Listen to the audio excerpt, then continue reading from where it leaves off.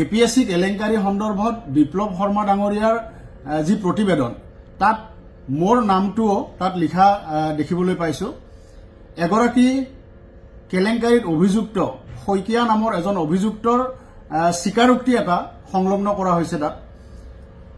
আৰু তাত কোৱা হৈছে যে কমল মেধিয়ে 3 লাখ টকা দিছে, এনেকুৱা ধৰণৰ কথা গুৰুতৰ অভিযোগ এটা তাত আহিছে।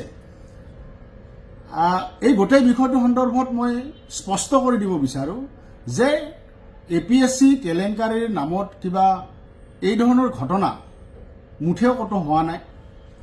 এজন মানুহ মোৰ ওচৰলৈ আহিছিলে, এই শইকীয়া বোলা মানুহজন, আৰু এজন বিশেষ ব্যক্তিয়ে মোৰ ওচৰলৈ তেওঁক লৈ আহিছিলে।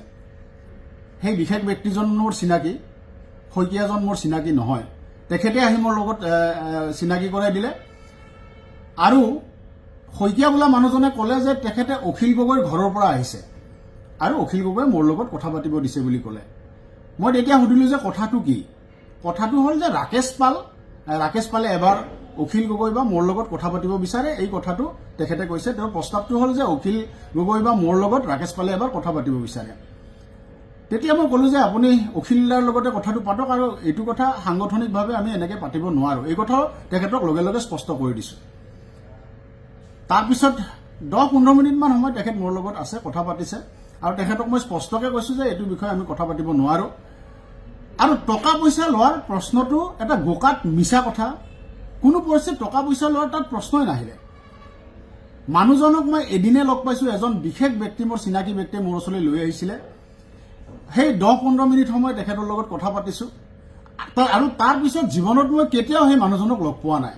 গতিকে মই কেতিয়া তেওঁৰ পৰা টকা ল'লোঁ, ক'ৰ পৰা টকা ল'লোঁ, কেনেকৈ মই টকা ল'লোঁ, এই গোটেই কথাবিলাক মই এতিয়া নিশ্চিতভাৱে এইটো বিষয়টো আইনী এটা মই দিশলৈ যাব লাগিব, কাৰণ গোটেই বিষয়টোত যথেষ্ট এটা বদনাম চৰ্চা হৈছে আজি, যিটো মই অনাহকতে এটা মিছা অপবাদ মোৰ ওপৰত আজি পৰিছে।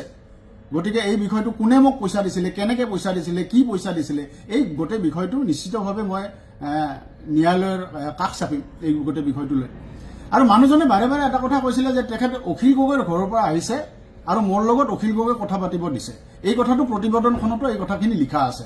আৰু অখিলদাৰ ঘৰৰ পৰা আহিছে বুলি কোৱা কাৰণেহে মই কথাটো অলপমান এইখিনি সময়ত তেওঁৰ লগত কথা পাতিছিলোঁ। আৰু তাৰ পৰৱৰ্তী সময়ত অখিলদাক মই সুধিছিলোঁ, অখিলদাই কৈছে হয় মানুহ এজন আহিছিলে, এনেকৈ কথা পাতিব আহিছিলে, এনেকৈ কৈছিলে। তাৰ পিছত কি হ'ল মই আৰু নাজানো, গোটেই বিষয়টো আৰু হেৰি নহ'ল।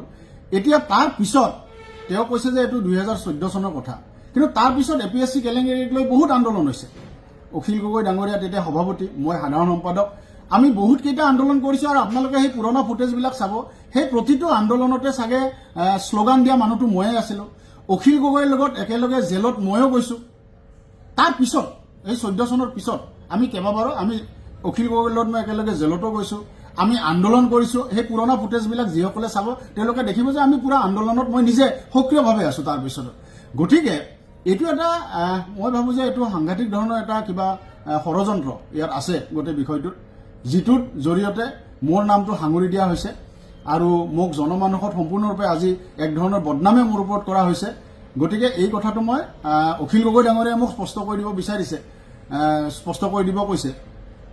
অখিল গগৈ ডাঙৰীয়া তেতিয়া প্ৰেছিডেণ্ট আছিল, মই ছেক্ৰেটাৰী আছিলোঁ, আমি একেলগে কাম কৰিছিলোঁ।